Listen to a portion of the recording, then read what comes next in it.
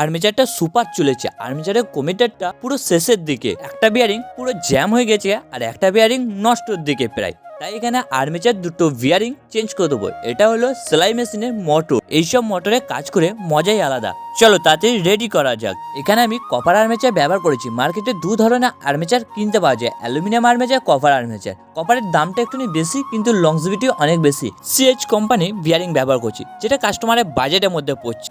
মোটরে মোট আমি 4টে জিনিস চেঞ্জ করবো, আর্মেচার, দুটো বিয়ারিং, এক পেয়ার কার্বন। তোমরা এই 4টে জিনিস চেঞ্জ করে কাস্টমারের কাছ থেকে কত টাকা চার্জ করো অবশ্যই কমেন্টে জানাবে। আমি প্রথমেই কেন বলেছিলাম এইসব মোটরে কাজ করে আলাদাই মজা, কারণ এর মধ্যে কোনো গিয়ারের সিস্টেম নেই, কোনো কিছু নাই। দুটো বিয়ারিং চেঞ্জ করে দাও, ফিটিং করে দাও, ঝামেলা খতম। আর হ্যাঁ, এদিকে তো কাজ আমার 90% কমপ্লিট। তো তোমরা যারা এখনো চ্যানেলে সাবস্ক্রাইব করো নাই, করছো কি? তাতে সাবস্ক্রাইবটা করে দাও চ্যানেলটাকে। করে দেখা যাক। মোটর আছে পুরো ওকে। আমার তরফ থেকে কাস্টমারকে দেওয়া হবে 1 মাসের ওয়ারেন্টি। ভালো থেকে সুস্থ করে তোমাদের সাথে দেখা হবে অন্য কোনো সময়।